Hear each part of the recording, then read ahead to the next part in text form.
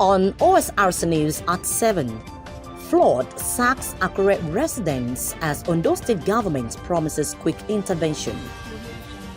Ondo Waste Management Authority frowns at indiscriminate refuse disposal, warns private sector collector against ineffectiveness. CBN orders banks to request customers' social media handles for identification. And from the foreign scene, Muslim faithful storm Mecca as annual Hajj pilgrimage gets underway.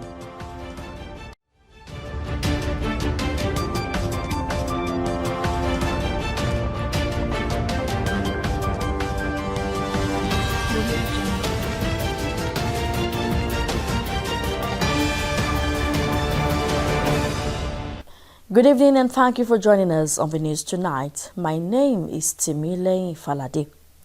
Ondo State Acting Governor Lucky Ayedatiwa has assured residents of proper clearing and expansion of all waterways and canals to reduce flood incidences in the state. Ayedatiwa made the remark during an on-the-spot assessment to areas affected by flood following the 17-hour downpour in Akure Metropolis and environs, destroying houses and property. The acting governor also appealed to residents to desist from improper disposal of waste which blocks river channels. In the meantime, residents of Ondo State have been assured of a better, cleaner and safe environment in the days ahead. General Manager, Ondo State Waste Management Authority, Fola Omowole, gave the assurance while monitoring this month's environmental sanitation exercise in Akure and its environs. Ms. Omowole frowned at the attitude of some residents who engage in illegal dump sites in major roads in the state capital, said the organization would continue to engage traditional rulers and community leaders on proper waste management. That people have actually not stopped such practice.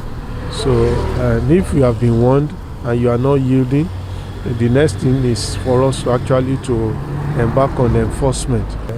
That dump which is illegal, we will look into it so that it will not continue like that. So we are making effort to address the situation. So sooner or later, within the shortest time, we will see that it is evacuated, that is removed. And what we are also trying to do, apart from removing it, we want to see that such spaces are effectively utilized. One is to remove it, but if we remove it and that place is also idle, sooner or later you will see a situation that it will return back to the same situation. So for a place like that, what we also have in mind is people are into the business of horticulture, that we can let them temporarily make use of that space so that they will serve as more or less like the police of that particular environment, so that there will not be a return of such a space being turned to illegal waste dumping space. He hinted that any private sector waste collector not effectively doing the job will be sanctioned. Ekiti State Governor Biodun Yebanji has given out over 9 million naira to some vulnerable citizens who sought assistance from the state government. The beneficiaries who were at the governor's office in Ado-Ekiti went home with varying amounts of money and working tools for their crafts. Presenting the cash and tools to the beneficiaries, Senior Special Assistant in the governor's office, Sholabi, said the gesture was to ensure that poverty is eradicated from society. Mrs. Abbey said that part of the gesture included payments of hospital bills, working tools, and financial assistance for setting up businesses for those interested in business. She urged the beneficiaries to make good use of the funds given to them by the governor to improve their well-being. The Labour Party and its presidential candidate Peter Obi have called the last set of witnesses to testify in this petition against the victory of Bola Tinubu in the 2023 presidential election. Respondents to the matter are the Independent National Electoral Commission (INEC), Tinubu, his vice Kashim Shettima, and the party, the All Progressives Congress. Although the Labour Party and OB had said they would call 50 witnesses to testify in the matter, they closed the case after fielding 13 witnesses. The witnesses told the court that unlawful votes were credited to President Tinubu by INEC, praying for the void ancestors of the results of the election in its entirety. Following the agreement of all the parties, the tribunal, headed by Justice Haruna Samani, adjourned the case till July 3 for INEC to open its defense to the petition. President Bola Tinubu says Nigeria is ready to work with the Republic of Benin towards economic prosperity as both states need each other, especially on trade issues, security and border controls. Tinubu stated this when he received the President of Benin Republic, Patrice Talon, after a summit on new global financial pact in Paris, France, describing Nigeria's relations with Benin as that of Siamese twins joined at the hips and supported by other friendly countries. Tinubu assured Talon that his administration will always be open and accessible to all neighboring countries. The president noted that bilateral relations with African countries, particularly at the sub-regional level, will be enhanced for shared benefits in areas of security, health, energy, education, and diplomacy. Responding, Talon said he was inspired with renewed hope for the sub-region and Africa at the inauguration of President Tinubu in Abuja, pledged to provide support on trade and security policy, especially at the borders. You're still watching Osrc News at 7. We'll take a quick break now. Do stay with us. Sound health is considered to be the greatest wealth and assets. That is why Ondo State Government has made access to quality healthcare for all residents through an efficient and affordable health insurance scheme a priority. The entire staff and management of the Ondo State Contributory Health Commission on this occasion of our 4th anniversary of operation wishes to thank all enrollees and stakeholders for their support all through the years. We hereby pledge not to rest on our oars until every resident of the Sunshine State is covered under the health insurance scheme. Ondo State Contributory Health Scheme. NairaWise Health Smarts. I wish you were here. I'm always with you. Get ready to encounter the incredible. And remember, no be juju, na MTN 5G.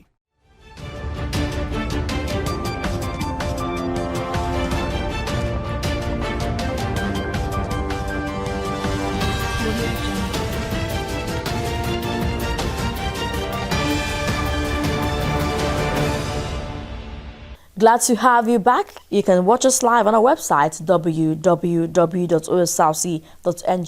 or follow us on Facebook, Osrc TV, and on YouTube you can subscribe to our channel, Osrc TV Ondo. Financial institutions have been mandated by the Central Bank of Nigeria, CBN, to obtain the social media handles of customers for the purpose of identification. It also asks financial institutions to obtain email addresses, telephone numbers, and residential addresses, among other things, from customers. This is contained in the new CBN Customer Due Diligence Regulations aimed at further strengthening the identification process of the banking system. According to the CBN, the new regulation was designed to provide additional customer due diligence measures for financial institutions under its regulatory purview. The Ekbes Bank has published the Central Bank of Nigeria Customer Due Diligence Regulations 2023 document on its website. The Debt Management Office DMO says Nigeria's total foreign debt for the period ending March 3, 2023 stands at 49.85 trillion naira. It added that the debt rose by 8% from 46.25 trillion naira over the past 6 months. According to DMO, the total public debt comprises the external and domestic debts of the federal government, the 32 states, and the Federal Capital Territory. The DMO, however, added that the public debt stock for March 2023 does not include the federal government's 22.719 trillion naira, whose securitization was approved by the National Assembly in May 2023. It said that the amount would be included as federal government domestic debt by July 1. The Adamawa Taraba Area Command of the Nigeria Customs Service says the removal of fuel subsidy has led to a significant reduction in the smuggling of petrol. Customs Area Controller in charge of the command, Salisu Abdullahi, said this while briefing journalists of the command's activities in May. He said during the period under review, the command confiscated 15,000 liters of petrol packed in drums and jerry cans. Abdullahi confirmed that the seized petrol is going to be auctioned and the accrued proceeds remitted into the Federation account. The Customs Controller noted that smuggling of petrol has reduced drastically owing to the removal of fuel subsidy by the President, Bola Tinubu. The Joint Admissions and Matriculation Board (JAMB) has set the cutoff mark for 2022 and 2023 admissions into universities across the country at 140 and above. This was disclosed by the Registrar of the Board, Professor Ishaq Oluyede, during a presentation at the 2023 policy meeting on admissions to tertiary institutions and awards held in Abuja. Oluyede also noted that the board had approved a score of 100 as the cutoff mark for polytechnics and colleges of education. However, the JAMB registrar said universities are at liberty to decide individual cutoff marks, but no university will be allowed to admit any candidates who scores below the 140 benchmark. At the policy meeting, the federal government charged JAMB to maintain the sanctity of its examination at all times. The federal government has appointed Professor Olayinka Adegbengbe, the acting chief medical director of Obafemi Awolowo University Teaching Hospital Complex, OAU-THC, Ile-Ife. Adegbengbe, a professor of orthopedic and traumatology, will be in an acting capacity until the process for the selection of a substantive head is initiated and completed. Director Human Resources, Federal Minister of Health, Hassan Salau, said appointment shall be for a period of 6 months. Adegbengbe, a native of Ondo City and also a 1989 alumnus of Obafemi Awolowo University, is a fellow of West African College of Surgeons and the International College of Surgeons.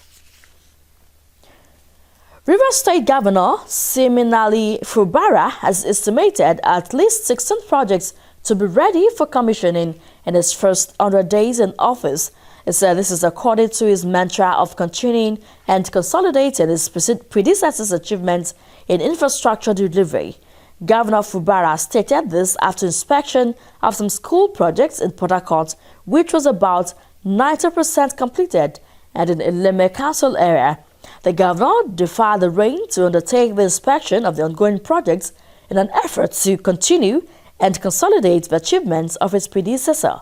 Before the inspection, the governor swore in the secretary to the state government, the chief of staff, and one more commissioner, tasking them never to let his administration fail. Hundreds of thousands of Muslim pilgrims attended evening and night prayers at Mecca's Grand Mosque, gathering together from all parts of the world to perform the annual pilgrimage of Hajj. Rituals of Hajj 2023 will commence from the evening of Sunday and will continue till the evening of Friday, the 30th. Every year, millions of Muslims from around the world gather annually in Mecca to perform Hajj, the sacred Muslim pilgrimage. Hajj became obligatory for every able-bodied Muslim adult who has the financial means to do so after Prophet Muhammad's farewell pilgrimage in 632 AD. And now to the foreign scene. More than 300 Pakistani nationals have been killed in the sinking of an overcrowded fishing trawler off the coast of Greece. It is the latest tragedy to expose the refugee crisis confronting the European Union as tens of thousands seek sanctuary from war, persecution, and poverty. Pakistan is in the midst of its worst economic crisis in decades, with efforts to secure a financial lifeline from the International Monetary Fund complicated by political turmoil in the country. Akintunde Akishemola has more.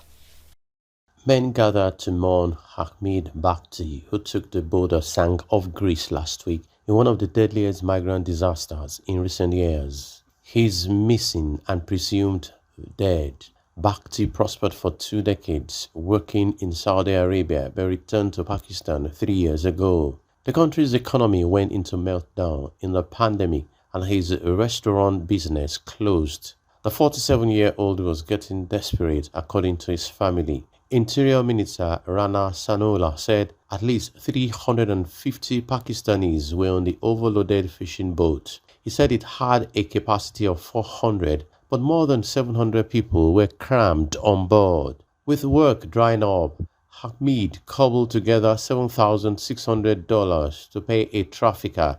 According to his brother, Mohammed Sawar, he hoped to rebuild the life he once had in Europe. Who would leave their country if they were well off? There was a time when he would immediately provide anything the children asked for, whether it was food, clothes, or anything else. But for the past 3 years, things continued to go downhill, and he was mentally very disturbed about what would happen in the future. Pakistan is a top exporter of labor, and remittances have helped keep the country afloat. Legal opportunities are limited, and many resort to agents and take the irregular route to Europe, known locally as donkey. Ishitaq Ahmed worked in Oman for 11 years. He returned home to the eastern city of Gujarat last year to start a car spare parts business, but regrets coming back. I would advise the new generations never to go abroad in search of employment through the mule process. If you have to go, do it legally. If you go through the donkey route, there is a 90 to 95% chance of you dying on the way. So go through legal processes. Numerous other Pakistanis have died. Mediterranean crossing via Libya, mainly to Italy and Greece, nearly doubled between January and May compared to last year. Mohammed Nadim was aboard a boat that sank off Libya in February, killing more than 17 people. He had 3 children and also supported his sister and mother. But soaring inflation, now at a record 38%, had slashed the mother's wages he earned as a furniture salesman. The situation had become precarious, says his mother, Kosu Bibi. He used to work, but it was never enough to feed all of us. He'd say, "I'll go abroad so I can improve conditions for my children. My life has passed, but I want a better future for them. I want to build a house for the children, find some means of a livelihood for them. How are we to know that this would happen to us?" Just over 100 people survived last week's shipwreck, one of the deadliest shipping disasters in Europe in recent years. Akintunde Akinshimola for Osrc News. Acting Governor of Ondo State, Lucky Ayedatiwa, has indicated that the state government would continue to prioritize sports and the welfare of athletes in the scheme of things. Ayedatiwa stated this on the occasion of the commemoration of the 2023 Olympic Day run held at Ondo State Sports Complex, Akure. The acting governor said the government of Oluwarotimi Akeredolu had always maintained that sports is a good avenue for social interaction and integration amongst youths in the state and the country at large. He said Ondo State would continue to espouse the objectives of the Olympic celebration, which among others was to promote national unity and sports development at the grassroots in the country. Commissioner for Youth and Sports Development, Bamidele Ologunloluwa, said the sustainability of the event was a clear indication that sports is a veritable instrument for the promotion of global peace. The representative of the Nigeria Olympic Committee, Mr. Sylvester Ikwejamoye, asserted that sports keeps the mind and body strong and healthy, and it brings us all together as friends and as a community. And still on sports, it was a glamorous moment as St. John's Anglican Caring Heart Mega Primary School, Okaru, Akure, rolled out the drums to celebrate its 10th year anniversary. The occasion also marked the school's inter-house athletics competition, which featured group displays and presentation of prizes to outstanding pupils. OSRC's Sahid Aribusala reports that the pupils and teachers were joined for the celebration by dignitaries who called on government to elevate sports engagements in schools. Pupils and teachers of St. John's Anglican Caring Art Mega Primary School, Okearo Akure, are out of the four walls of their classrooms, setting aside academic engagement to celebrate 10 years since the school was upgraded.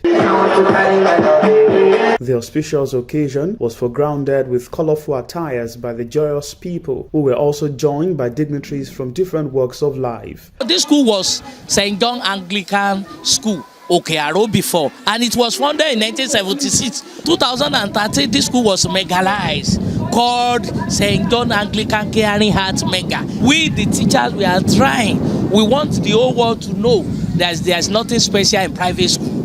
What the private school can do, the government school can do better, because we have the better hands in the public school. We have those people that read education from grade 2 to master degree.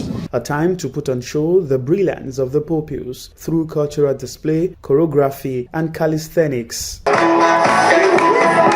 Alongside the celebration of the 10th year anniversary is the Inter-House Athletics Competition, as 6 houses, blue, red, orange, green, purple, and yellow, battle for honors. They slug it out in the 100 meters race, sack race, and many others to test their speed, accuracy, and ability to handle daunting situations. For Mr. Lanke Olamishegbe, patron of Greenhouse, who relived old memories from the pupils' display as well as other invited guests, there is the need to sustain sporting competitions at the basic level of education. It is really good, very, very good. Because when you compare this with some of these private schools, you hardly see them with sporting activities. But for that the schools still have facilities for this kind of a thing. I didn't know it still exists. So having them like this is a very good way of spotting them from the youth. You catch them young. Some of these people that you see, you may find out that later they go places with the talents they have over the years. Sporting activities is an essential part of education. It has learning. It also has an item of motivation for our young learners. The teachers and the administrators of the school also received commendations with a charge for continued excellence in impacting future leaders. My charge for them is that they should try and keep it up. Very, very happy to be with them.